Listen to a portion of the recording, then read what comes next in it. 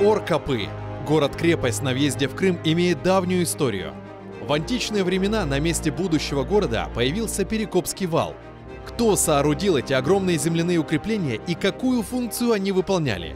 Какие события здесь разворачивались в V веке до нашей эры? Перекопский вал до сих пор хранит множество тайн. Прежде всего, он интересен тем, что имеет на всем своем протяжении четко выраженный ров, о происхождении и функциях которого тоже высказываются многочисленные гипотезы.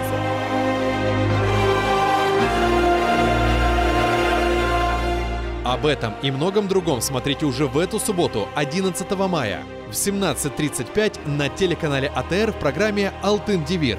Города Крымского ханства. Ор-Копы. Часть 1.